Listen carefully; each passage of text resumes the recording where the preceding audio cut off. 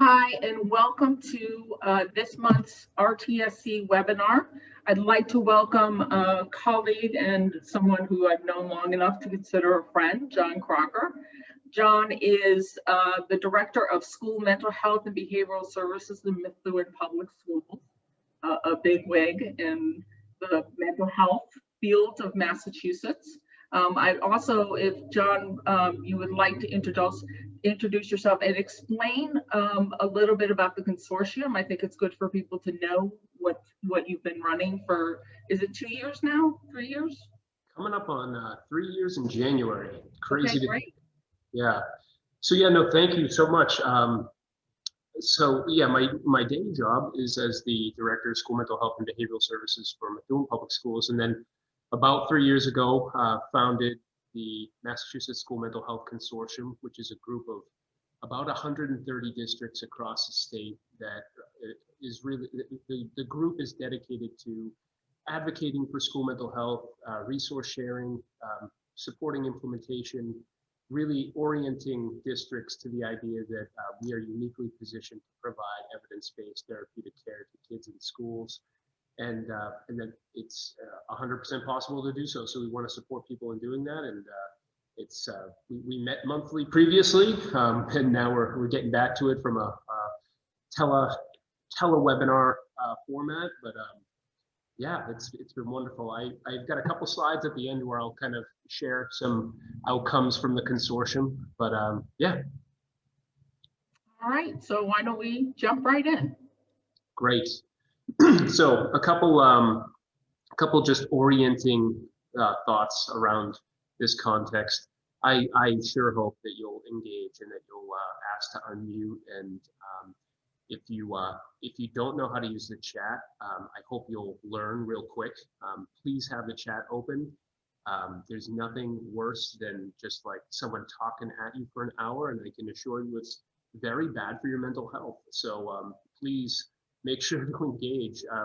Let's just check to see, make sure people know how to use the chat right now. Give me a thumbs up in the chat. A yes, I can hear you. All good. Thank you. What do we got? What do we got? Yeah. Thank you. Excellent. There we go.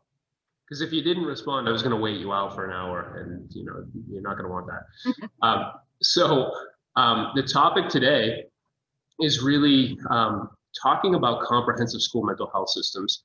It's this concept that comes from the National Center for School Mental Health, and the idea behind it is that that schools absolutely can and should be engaging in services and supports to ensure that we prevent mental illness and that we get ahead of problems before they become crises, that we provide support for our students so that the outcomes that we hold near and dear in schools can ultimately come to fruition. Before we jump into any kind of like heavy content, my understanding is that this is a pretty diverse crowd, right? We've got people from a lot of different roles. So if I say something that's like super technical, I hope you'll call me out and be like, John, stop talking in acronyms. That's not cool. So I want to make sure everyone gets something out of this. Let's start here. Answer in the chat or ask to unmute or unmute yourself if you can.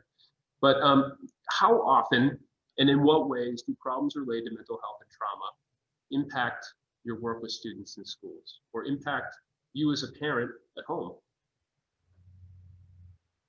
Every day, says Jenny. Yeah, I would think so. Anyone else? And John, I just wanted to note that the feature to unmute is not on. We had to do that prior to the webinar, so we can't unmute. I can't change that, but they can certainly chat and post questions. Yeah, people are chatting away, so that's good. This will be, if you keep the chat going, this will be worthwhile, my friends. Half the time, Yvonne is saying, we're working with students related to mental health and trauma almost every day, more so recently.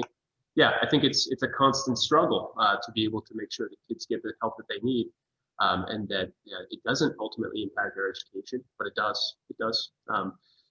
I also think some people are responding only to you. We can't see them all. Okay, so friends, make sure that you are in the chat feature switch the two from all panelists to all panelists and attendees so everyone can see, okay? There we go. What about the second question? What have you noticed regarding the impact of mental illness and trauma on academic growth and achievement? Is this a small impact? Is it pretty significant? Marilyn, you're posing your issue just to the panelists, so just make sure to switch your who that's going to. You see mental health issues pretty consistently. I see that some staff are not fully understanding the impact of mental health. That's true. Yep. Seems to slow it down in many ways, says Michelle. Thank you for that. And then this last question, how prepared are staff to support students who are experiencing mental illness and trauma in the classroom? Do we feel like everyone has the training necessary to be able to really make an impact or ameliorate the impact of mental illness in schools? Really, yep, Lonnie, really depends on the school. Most are not prepared at all. Okay, significantly impact students. Most are prepared. Danielle, just toggle to all panelists, all attendees. Okay. So, I ask these questions not to make people depressed, but ultimately we got to orient to the problem. This is an issue that has high prevalence in schools. It is an issue that is impacting academic growth and achievement. And it's an issue that we need to better prepare staff to address these issues. Michelle, even those who have been trained don't often know how to support. Yeah, so training is a big deal. And Michelle, just toggle to all panelists and attendees because people want to see your awesome answers. When we talk about the prevalence of mental illness, we're talking about this being a chronic disease of the young. I think this is a quote that really encapsulates the problem. Half of all lifetime cases begin by age 14. We're talking about 3/4 have begun by age 24. 20% of students will experience a mental health problem, mild impairment, 10% of severe impairment. So you think about that, right? That's not a handful of kids in a class. That is a tremendous swath of students that are contending with the issue of mental illness in schools. We see depression on the rise. About half don't receive treatment. That's just the reality. And we're going to talk a little bit more about the impact of our lack of responsiveness to early treatment in a little bit. I do want to orient you to some local data. So RCADS is a measure of internalizing concerns. It's a screener that we use in Metheun. We administered this, or we have for the past 5-6 years. And this is a breakdown of grades 5 through 8 in our district. So this is local data. And we see that 13.36% of students are scoring in the moderate to severe range for internalizing issues like depression and anxiety. What do people think about that? Does that number surprise you at all? Or are you like, yeah, man, that makes sense? What do you think? Surprised, not surprised? In the chat, I will wait you out. Wait time, wait time. Concerning but not surprising, okay. What does RCAD stand for? Yes, you called me out on an acronym, Revised Child Anxiety and Depression Scale. For those of you who are like, geez, how much did that cost? Nothing, it's free. You can download that right now. You would have expected it to be higher, Jennifer? Yep, okay. We're also looking at students in grades 5 through 8. We know that the onset of most of the issues related to mental health happens right around that transition point into high school. So I would expect to see this number greater as well. I'll talk a little bit about what we've done in Metheun to actually make this a reality, because this is not common. John, can you just give us a date for when this data was pulled? Is it 2018? So this is pre-COVID? This is pre-COVID, yep, 17-18 school year. We are collecting data still. I think this just shines a light on a big data set that I want to make sure people get a sense of. What else? Is this data for all students or just students with disabilities? This is all students, Jennifer, or Jenny, sorry. Let's keep going. We know there's a huge cost when we fail to provide mental health services. We're talking about poor academic performance, increased rates of crisis. We're talking about suspensions and substance use and incarceration. When I think about mental health as a solution to the world's problems, it's the magic bullet, my friends. It impacts all of these outcomes that we hold near and dear. I do want to highlight, though, mental health is good because it's good, right? Like, I don't need any other reason to promote it. But it also happens to be one of those really, really fundamental things that impacts all of the other outcomes that we hold near and dear. This is some local data that shows the impact of very high or high range of scores on the strengths and difficulties questionnaire with absenteeism. So we see that students who are struggling on this measure are absent about 45% more often. We see that GPA is consistently lower. Now, this is an aggregate lower, right? Not every student is going to score in a lower range academically because they're experiencing symptoms of mental illness. However, the aggregate shows that mental illness impacts academic performance writ large. We're talking about 47% more often absenteeism for students scoring in the moderate to severe range for depression. So this is a problem that is affecting a lot of students. I guess that's how I want to start this discussion. It's not a handful of students in the classroom. We're talking about students across the entire spectrum of grades and schools and programs, really students in general. Cuts across socioeconomic status, doesn't matter where you live, what school you go to, this is a problem for students in general. I do want to also orient you to one of the fundamental discussions that we have to have around school mental health, which is that we unfortunately have adopted, and these practices have persisted over time, some things that are damaging to getting to kids and providing services in an effective way in schools. This refer and hope model, where maybe we're filling out referral paperwork and we're sending students along to get mental health care in the community. Let me be the first to say I am a massive proponent of community-based mental health, but who wants to take a stab at the wait lists that we're dealing with for community-based mental health? How long do we think we're dealing with? I send in a referral today. How long does it typically take? What do we think? Type it up in the chat.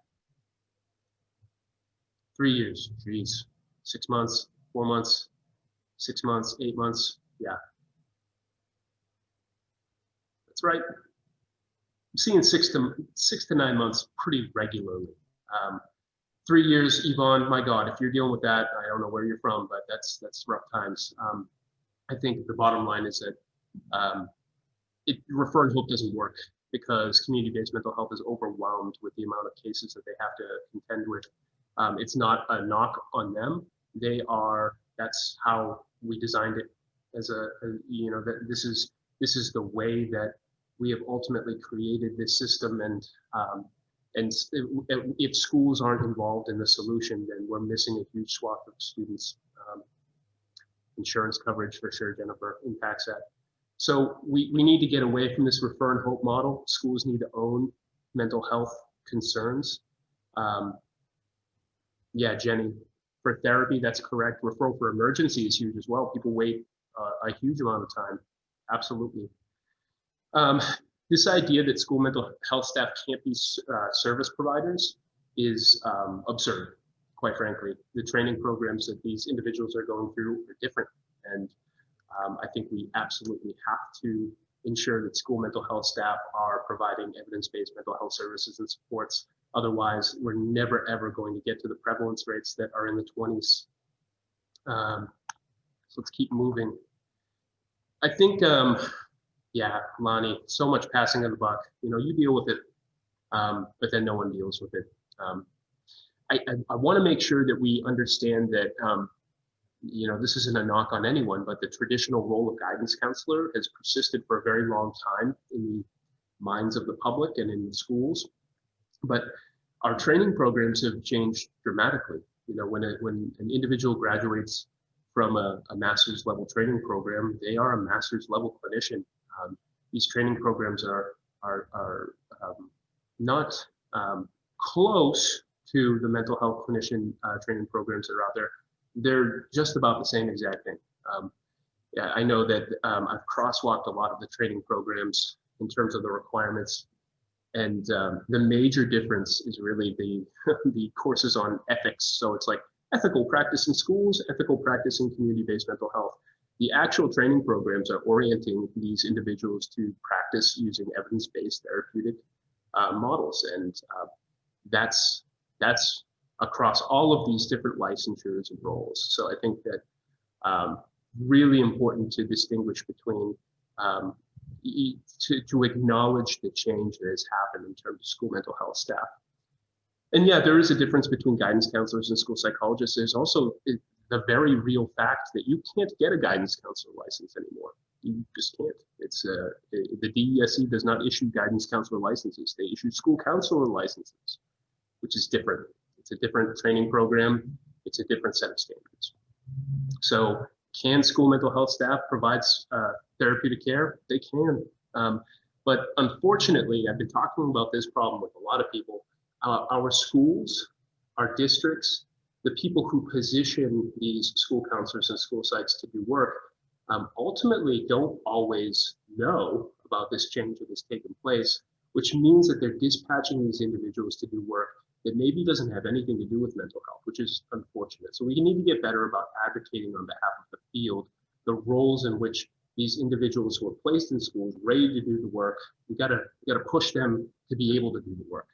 I personally have a lot of experience. This is Lonnie, by the way, with school guidance counselors who actually reject helping kids with home community-based mental health issues because they want kids to compartmentalize and they see their role as only helping kids with problems that manifest in school. Yeah, not cool, right? Like that doesn't work.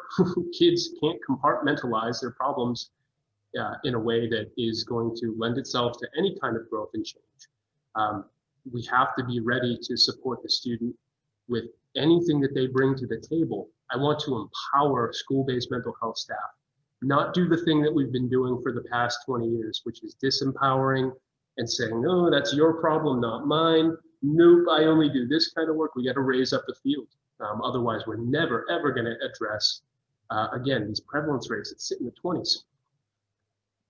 Yeah, you're preaching to the choir, chat friends. I love it. Okay. So let's talk about community-based mental health a little bit. I brought up, the issue that unfortunately, just by design, community-based mental health is overwhelmed and is very reactive to crisis and to tier 3 problems. When I talk about tier 3, I'm talking about intensive individualized or problems that require intensive individualized care. We don't label kids, we label interventions. Okay, so tier 3 interventions are intensive individualized interventions. So I think that there's a tremendous number of barriers that we have to navigate in order to get kids care in the community. Something as simple as transportation could be end game in terms of getting care. The wait list that we've talked about, mistrust, stigma. How about asking an adolescent to do one more thing after school that isn't fun? It's not going to happen. We just it's not something that we can sustain for long periods of time. These are national show rates for community-based mental health care. So you can see that about 28% of students don't even actually make it to their first appointment.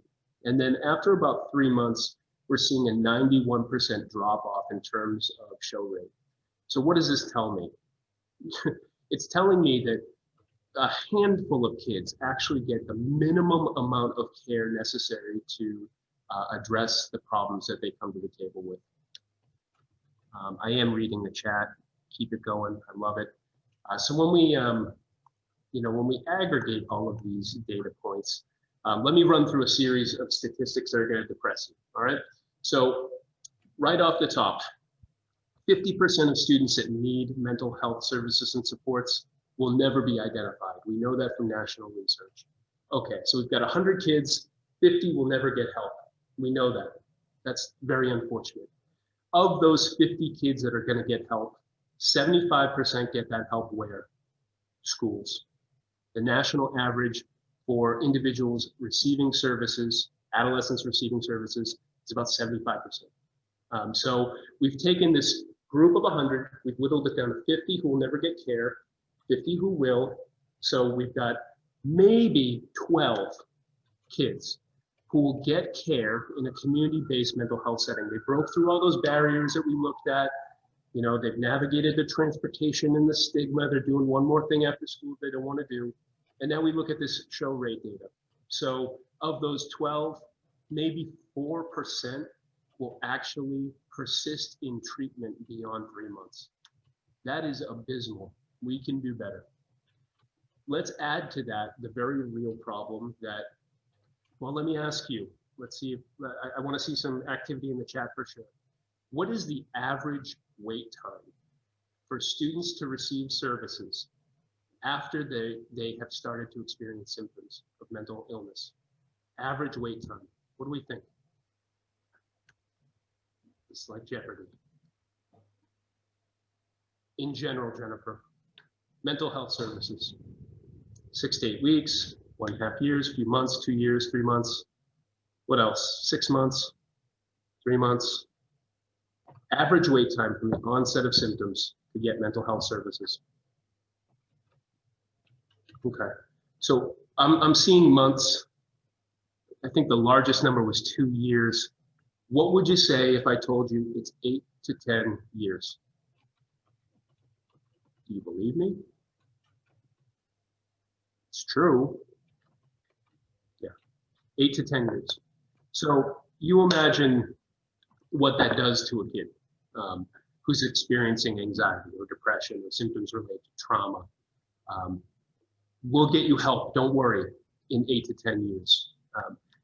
That is why schools need to position themselves to provide care early, proactive, preventative care, early identification. Yeah, Lonnie, and even then these community-based agencies argue that they only provide short-term services. Right. So I'm not knocking community-based mental health friends, but at the same time, I want to know, or I want you to know, that if we don't do this together, if schools aren't, owning mental health services, we're never ever going to address this problem meaningfully. It's just not going to happen. You with me so far? This going okay? You getting your questions answered? Feeling good? Or feeling truly depressed as a function of the fact that, this is happening? Jenny, I will read through that, but not right this moment. Okay. I also want to just make sure, I think this relates to something Jenny is putting in the chat, but when I talk about mental health services in schools, I'm also throwing out there that this is for everybody. I want to make sure that mental health services are accessible to individuals that don't have a documented disability as well. Why? Because why are we going to wait for crisis? Why are we going to wait for problems to develop such that you absolutely require intervention? We need to find problems early, treat them early, and ultimately prevent problems from getting worse. Let's not wait for crisis. Let's not wait for diagnosis. Let's provide care in advance and address emerging concerns. Okay, so now I'm going to get into this definition of a comprehensive school mental health system. We're talking about a tiered system of support, and for those of you who don't know what that means, it is a 3-tiered approach where at tier 1, everybody gets something from it. So we're talking about promotion and prevention of mental health or mental illness, promotion of mental wellness, prevention of mental illness. So things like social emotional learning competencies being taught directly, help-seeking behavior being taught, building students' self-awareness, social awareness, their ability to navigate problems. That's for everybody. Everyone needs that. Not everyone needs therapy. That's okay. But some do, and some need that therapy short-term targeted. That's tier 2, right? Group-based intervention. Some need intensive individual intervention. That's tier 3. Within a comprehensive school mental health system, we're talking about a full array of tiered supports. We're talking about collaborative partnerships with community-based mental health agencies so that they can come into the school and provide services to augment what we do in schools. And we're using evidence-based services and supports. What we're not doing is saying, yeah, I'll check in with Johnny, and then you meet with them and you talk about Johnny's dog and you don't actually provide any services. We're talking about providing therapy in schools. And we need to use that language because if we don't, then we're not holding ourselves accountable for evidence-based care. So this is the famous triangle for those of you that thought you were going to get away without seeing a triangle today. You're wrong. There it is. I just talked about this, but kind of wrap your heads around 80 to 90% of students are really only going to require the universal supports. Another 5 to 15 will need those targeted group-based supports, and intensive, we're talking 1 to 5%. So I want to talk about the mental health initiative in Metheun and kind of the work that we did to establish a comprehensive school mental health system. We'll run through some of these questions. This is a quick snapshot of some of our implementation highlights. I'm talking to you today for like an hour about 6 years worth of implementation. So it's going to be surface level, friends. I deliver I just did a 10-hour series on use of mental health data alone. So we could talk about this all day. That being said, I want to give you a taste. We have to keep this conversation going after, by all means. But in Metheun, we've definitely leveraged teams. We've made this an effort that is backed by the district for sure. We've resource mapped and conducted needs assessments to figure out what are our specific problems, what are the things we need to do. We do screen universally students in grades 3 through 12 using measures of anxiety and depression and trauma, some global screens, substance abuse. Again, we want to get to problems proactively. Let's find problem areas when they're very small problem areas so that we can ameliorate the impact and hopefully put in place skills, knowledge, attitudes, and coping skills to address those problems and keep them small. Group therapy program established in all schools. We've got a mental health parent and student advisory council that works in conjunction with our CPAC. We hold ourselves accountable with data. We've got MOUs with our community-based providers. I'll talk about MASMHC. People familiar with bridge programs? What do we think? Do we know what that is? For those who don't, I have a real problem with the fact that when students return from psychiatric hospitalization, our go-to, unfortunately, sometimes is, we're glad you're back, get to math. We have to have better reentry plans, and the bridge program, which uses the BRIGHT model out of Brookline Center, so a huge shout out to them, they're incredible, really is a intensive approach to having students return to school after long-term absence and typically psychiatric hospitalization. So coordination of care, coordination of academic planning and services to get them back on track. Tons of PD. We've done a lot of PD, and a lot of PD that is focused on evidence-based therapeutic care. Shout out to the National Center for School Mental Health. We partnered with them 5-6 years ago to be able to really build out our comprehensive school mental health system. They are heroes.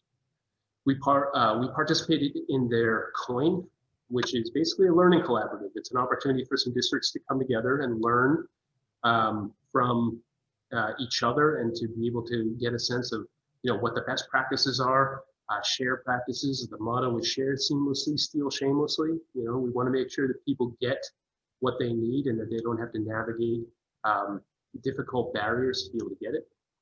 We were one of 12 districts selected nationally to be a part of this program, this COIN, and really that was that kick-started us to being able to implement and grow our program.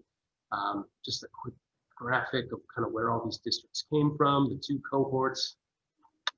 And there's Metheun somewhere right there. We use the SHAPE system. I'm not going to get into the details of this, but the reality is this is a tool that measures the health of your mental health system. It measures how well you're implementing comprehensive school mental health practices and the national performance measures related to it. We definitely took an approach where we were going to test out small tests of change and use what's called continuous quality improvement practices. I'll definitely get you the PowerPoint, of course. So PDSA cycles, we're going to test a very small change in our approach. We're going to carry out the plan. We're going to study it. We're going to ask questions about that implementation. We're going to see if it improved our practice, and then we're going to decide to abandon, adapt, or adopt that practice.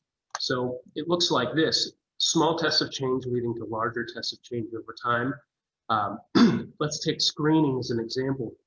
When we went into this, we had no idea what we were doing with screening. We had never screened students before. So we decided, all right, our first PDSA, we're going to screen one student with one measure in a day. We'll get active consent. We'll ask the family if it's okay. And then we're going to take a look at the data, and we're going to ask questions. Did this improve my practice? Is this something that we can use to identify students? Does this give me a better sense about what the student needs? What if this was 5 students or 10 students or 15 or grade level? You know, what would the implementation look like then? Could I still, at that point, use active consent, or would I have to go with passive consent? Could I still do paper and pencil screening, or do I have to use a web-based screening now? So it helps you to map out your implementation and your change in a way that will allow for you to sustain your movement forward, and also check for problem areas before it gets to be large-scale implementation that has dramatic and drastic consequences when you forget to do something. Imagine screening 500 students using a depression scale tomorrow. What happens when you forgot that question 9 asked about suicide, and that you actually have to be sensitive to following up with those students in 24 hours? Might not happen. So we test these practices out on a small scale. We bring them to scale safely, and so that we can avoid consequence. I talked about this. We don't need to wax poetic over teaming or needs assessment. This is some professional development that we've conducted over the past few years. If people are familiar with PBIS, positive behavioral interventions and supports, if I could summarize that in like 2 lines, we need to explicitly teach behavioral expectations and stop assuming that students know what the behavioral expectations are. And we need to reinforce positively instances in which students meet our behavioral expectations. So it's a different approach to behavior management that is less reliant on discipline. Cognitive behavioral therapy is the go-to gold standard for addressing anxiety and depression, which is the 2 problem areas that are most prevalent in our schools and any district that I hit on the map with a dart. It is ultimately those are the problem areas that are most prevalent across the state and country. What else? Lots of in-service days talking about things like suicide risk assessments, talking about implementation of substance abuse screening, how to conduct group therapy in a school. I'm seeing a question in the chat: time periods associated with each step. Jenny, a PDSA is meant to be a week. You know, you should be able to conduct that test of change in no more time than a week. So, you know, imagine screening 1 student one day, that's a PDSA. Maybe the next day we're talking about 5 students, well, that's a day. Maybe we're going to screen a classroom. Maybe that takes a week to coordinate, but it should be a small test of change. Do you train your staff in suicide prevention? Absolutely, yeah, incredibly important. One of the first trainings that we engaged in was really how to conduct a suicide risk assessment and how to respond to that and how to ensure that we get kids care. There are a couple questions in the Q&A. I think, maybe not. Are there standardized suicide risk assessments? Jenny, there are. You know, really, when I talk about a suicide risk assessment, I'm talking about there are key questions that need to be asked to ensure that we are assessing risk effectively. Things like, you know, do you have a plan to carry out? You know, do you have persistent thoughts of suicide? Do you have a plan to carry out? You know, do you have a plan to kill yourself? Do you have the access to the means by which you would do that? Do you have any history of hospitalization? Do you have a timeline? So these standard questions that we have to ask, but really what we're looking at risk factors and protective factors, and we're trying to determine the validity of the risk. Incredibly important to seek consultation from other mental health providers during that time. Hope that helps. How do these supports and interventions translate into IEP goals for those at risk students who are on IEPs? Yeah, Karen, do you have a couple hours to chat about that? because I have a significant problem with the way that we draft counseling goals in IEPs. Has anyone seen 1x30 counseling forever? And what are the things that we're going to measure? What's the measurable annual goal? We're going to measure a student's use of a coping skill from 600 yards away while I'm in my office. And that coping skill is maybe something that's invisible, that I can't actually observe. So I think that what I would like to get to is way more use of psychosocial screening tools to be able to measure concepts like emotional regulation. So I'm going to get into that a little later, but we should definitely talk about that, because I mean, in my mind, it's a way better goal if we're talking about, you know, I'm looking at a 20% decrease in symptoms of anxiety and depression on average across 3 months with self-reported measures while I paid services. You know, so actually asking about symptom presentation as opposed to asking about these pieces of the therapeutic process, checking off the box that we did them, but not actually asking about the impact of those services. So you put me on my soapbox, Karen, I'm sorry. I talked about this, Mental Health Parent Student Advisory Council. This is really an opportunity for parents and students to have a voice relative to our implementation. This really helped with screening. I think it allowed for us to be sensitive to the fact that the way that we were describing screening and rolling out screening, we needed to include language that was a little more kid friendly. So that helped a ton. Just checking the chat here. Okay.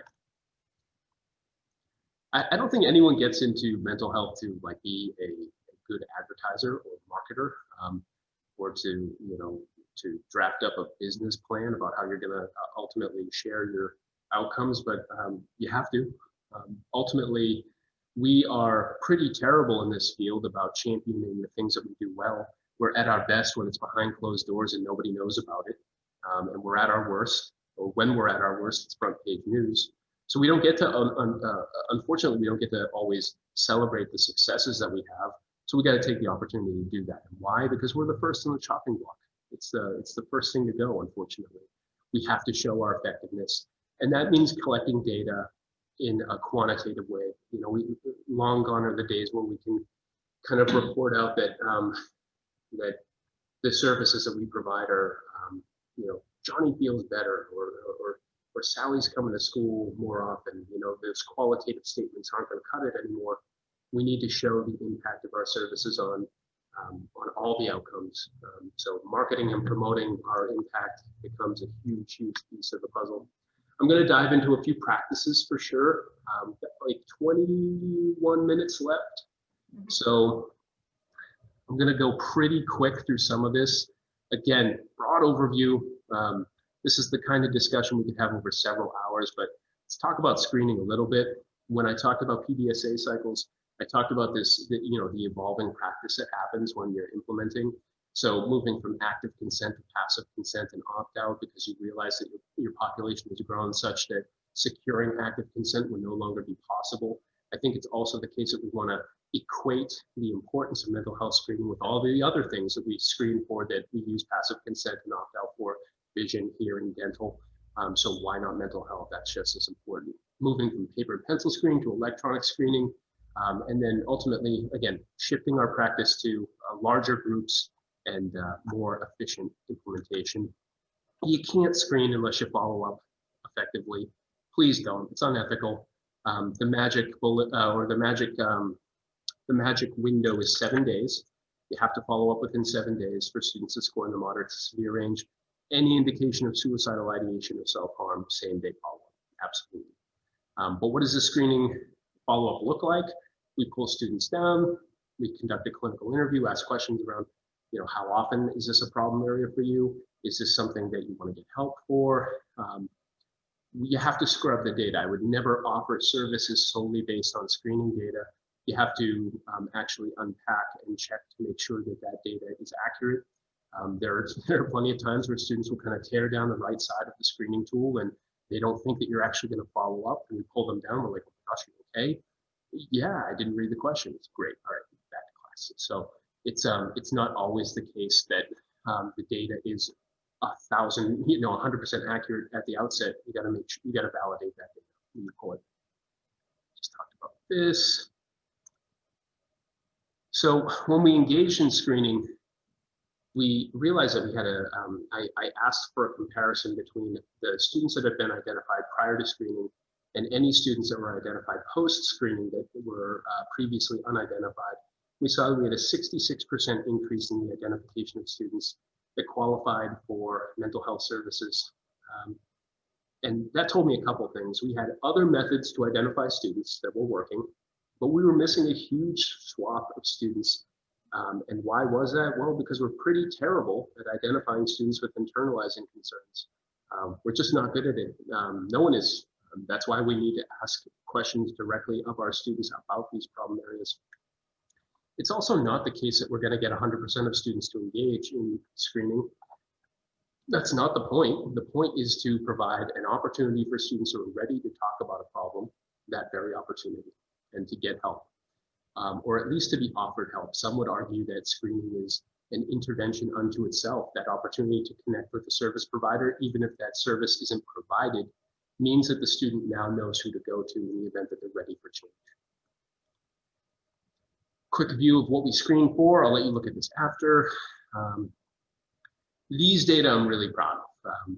This is 5 years worth of work to be able to understand the impact of our services on students. We see that this is the depression screening data for the high school over the past 5 years. So we see that we have about a 6.5% decrease in students scoring in the moderate to severe range. And we have a greater than 7% increase in students scoring in the no concern range. So that's hitting both ends of the spectrum in a way that I'm really happy about. We're addressing the kids who need the most care, and we're also increasing the number of students that perhaps had emerging concerns but no longer do. A little more stark change when it comes to anxiety screening, 8.5% decrease in students in the moderate to severe range. I'll take that. And then 11.5% increase in students scoring in the no concern range. So this I'm super proud of, because what this tells me is that the services we're providing are actually having an impact on the aggregate population. What this speaks to is prevention. What this speaks to is that early intervention and care work. Think back to that 13.36% of students scoring in the moderate to severe range on internalizing concerns for grades 5 through 8. Why are these numbers going in the way that they're going? Why are they trending downward? Well, it's because years and years ago, we found problem areas that we addressed then. We didn't wait 8 to 10 years for it to get to a crisis. We found problems before they were huge problems, and we provided services to be able to address those, address the student concerns in a way that was effective. What I don't have in these slides, but what I can talk to you about, is the fact that we are no longer seeing spikes in data in the 20s. What we're seeing is that we are leveling out in terms of that 13.36%. We would typically see a growth from 13 to 20% at least between the grades 5 and 10. What we see now, leveling out. Why? We're addressing problems early. If we intervened earlier at a younger age, would we see a larger decrease? Jenny, you know it, of course. This is early intervention, right? This is all about getting to problem areas before they spiral out of control. So yeah, I'm working on developing some screening procedures for students who are in K4. We use these data for a lot of things, not just identifying students. It informs kind of our whole system. I'm going to go quick because I want to make sure we have questions answered. And we're using evidence-based therapeutic practices. So CBT, DBT, SFBC, all of the evidence-based counseling modalities. Talked about our group therapy program a little bit. We don't really need to go through this all that much. I do use these data to evaluate the effectiveness of our programs as well. So when I take a look at that, this is a group that ran in the 18-19 school year, mixed internalizing. So we're talking about anxiety and depression. And 67% of the participants showed improved scores on the depression scale when the group terminated. I'll take that. That's a tier 2 intervention, 8 to 10 weeks, 8 to 10 students. Perfect. 38% reduction in symptom presentation on average. I'll take that. And then for those of you who are service providers, tell me you wouldn't like trip over yourselves to get 84% show rate with adolescents. Like that is a dream. That 84% of the time we had kids show up to sessions. I see it's incredibly, it's incredible to see the fact that, kids coming back to sessions week after week to get care. And why? Because we make it accessible in schools. Do you have disaggregated data by gender, race, EL status? We do. Yeah, Lonnie, I don't have it in this presentation, but we absolutely do. And specifically on students who identify as LGBTQIA, that I would love to get, Lonnie. We currently, our screening tools are not pointed at sexual orientation. It's not pointed, so we don't ask those questions yet. I was on an amazing webinar recently where the topic of conversation really was, we really need to ask so that we can ensure that we're not disproportionately providing services to students who identify as LGBTQIA, that we ensure equity in terms of services. So I applaud you for bringing that up. I think it's where the field needs to go. Yeah, agreed. Super increased risk. Thank you for that, Jenny. Also, normalizing treatment. Agreed. Yeah, we need to make it not a 4-letter word to talk about therapy in schools. It's important that we make this as a conversation that's okay to have. This is a little bit technical. I'm not going to get into this too much, but about 5% of our students have formal treatment plans that include progress monitoring. I will talk about this, right? This is what I would expect in terms of formal care. We're identifying a problem, we're collecting baseline data, we're implementing an evidence-based practice, and then it's this repeated iteration of progress monitoring and adjustment to practice. And then, my God, we're going to talk about termination. Termination should be something that we talk about during the first session we have with students, but in schools, we never talk about it. And if you get social skills on the grid in kindergarten, you're going to have it when you go to college, because we don't have any way to ultimately collect data, or I shouldn't say we don't have any ways. We don't typically collect data effectively relative to our interventions and our services. I want to get better about that for sure. And we're trying for sure to make it happen. Okay. Talked about the BRIGHT model. I would ask you to take a look at this after. We've had a lot of great successes with our bridge program. You're gonna, I'll say this, you gotta have the argument for everyone when we talk about mental health. I talked to you earlier about how it's good because it's good. It's also helpful when you can say, this bridge program actually saved us $54,000 in home hospital tutoring services. So not only did the kids get better service, but we were able to service them in the school and get them back to school. So just food for thought there. When we talk about progress monitoring, we're talking about this idea of emotional regulation a lot. This is the concept, and I think Karen, you had mentioned it.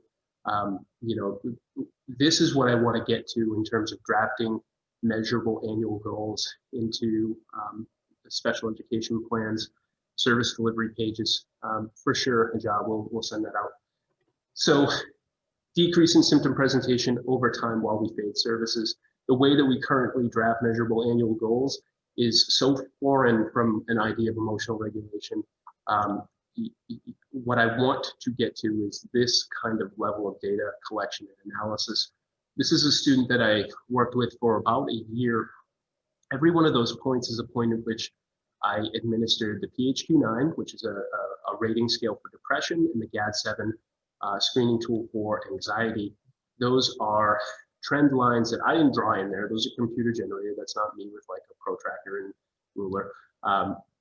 that represents to me the growth over time of the student. No one point really matters much, right? We're talking about symptom presentation. It's the trend over time, because we're going to have outlier days for sure.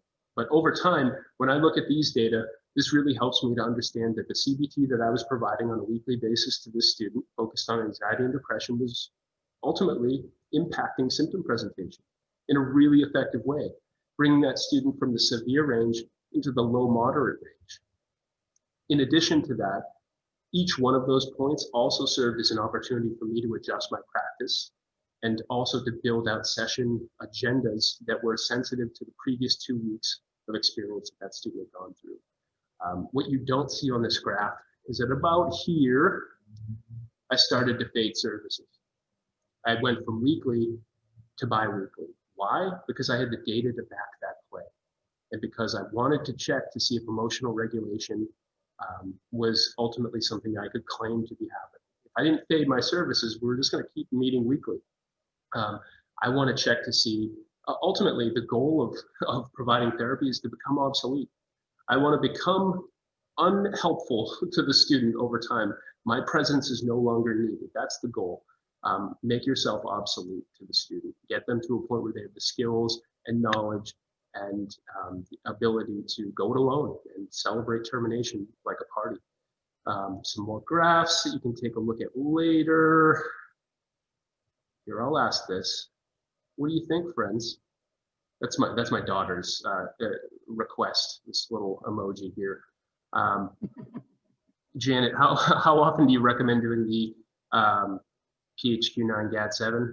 Every 2 weeks. It's normed for every 2 weeks. Friends, it's not okay. I could talk to you for another 2 hours, Mary Beth. Maybe we could circle up and just talk about measurable annual goals and IEPs related to counseling at some point. I would love to come back and talk about that. But I do love to have you. All right, that would be great. But it's like I have a 2-hour presentation on that topic alone. It would do a disservice to talk about it much more here today. But let's just suffice to say that the system's broken, friends, and we need to be better about actually measuring things that are measurable, drafting services that allow for adjustment to practice, and not having benchmarks completely unrelated to the outcomes. So there we go. We love our community partners. We bring them in, they provide services in schools. And ultimately what that's allowed for us to do is have an overnight 15% increase in mental health services available to our kids. And we paid nothing for it. We asked for them to provide evidence-based care. We asked for them to share their data and to consult and collaborate with us. And what do we offer? Time, space, referrals. That's it. It is a wonderful partnership. It is not a replacement for what the school counselors and school psychs do. And I have to emphasize that. They are many times the primaries for these kids. But it absolutely helps in order to establish wraparound. Yeah, Lonnie, I am, and you can steal all of it, so please do. It resulted in a great increase in services and also the diversity of services. I won't go into that too much. What do we got? All right, we got a minute. I'll talk about MASMHC. This is the map. If you're on it, congratulations. If you're not, you should yell at someone to be part of it. We all are welcome. You know, you're all welcome to send me an email and join up. Bottom line is we're all about school mental health implementation. And when I say that, I mean establishing comprehensive school mental health systems. I mean raising up staff who are school-based mental health providers to do evidence-based therapeutic work. I mean proactive identification of kids using screening tools, group therapy, individual therapy in schools, bridge programs, coordination with outside care. We're talking the whole 9 yards. We want to make sure that every kid can access appropriate services to address their mental health concerns. Not just students on IEPs, not students on 504s, not everybody.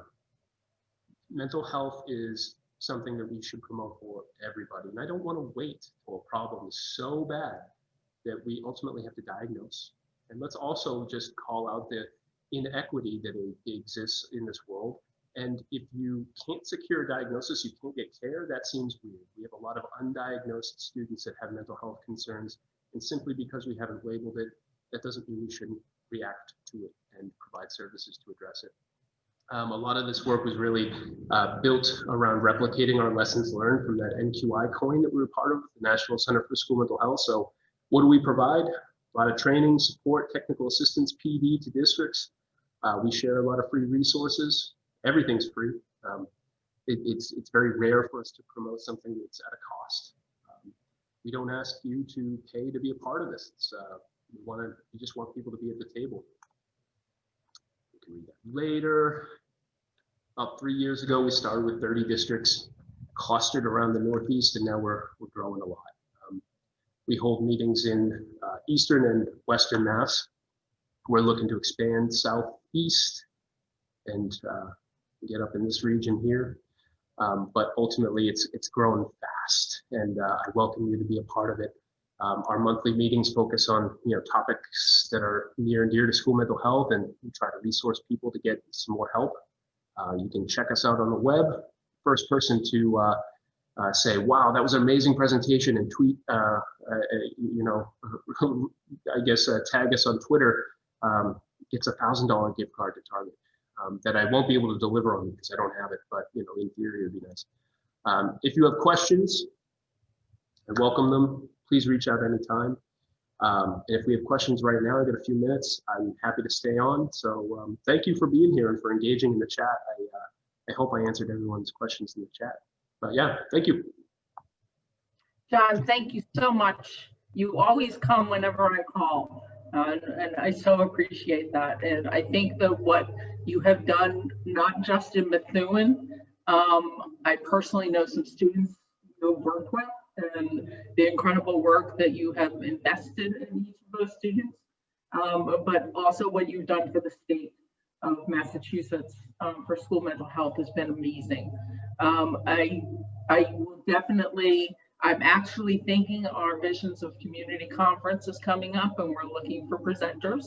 So I would love it if you'd be interested in being part of that, and maybe even putting a panel together of some of the people that you work with throughout the state would be great. Again, thank you for being with us today, everyone. I hope you have found this as interesting as I have, and I've had the pleasure of attending some of John's meetings, both in person and virtually. I will remind everyone that Consider This is coming out, so please, it will be in your mailboxes tomorrow.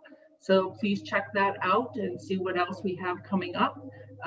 Visions of Community is being held on March 6th this year. So I suggest that people take a look at that. Also, our conference for Making a Difference, the recordings will be coming out shortly, so that if you were not able to attend or you had trouble with the connection to the app Attendify, you'll be able to check out different workshops that were presented through that, and also Dr. Ross Green's keynote will be available. So thank you, everybody. Thank you, John. I really appreciate this, and we'll follow up with that request. So thank you, everybody, for joining us. And again, if you are interested in becoming a special education surrogate parent and have not done so, please check out our website and consider becoming a volunteer with us. So I appreciate it. Thank you, John, and have a great Thanksgiving. Happy Thanksgiving, everyone. Thank you so much. Take care.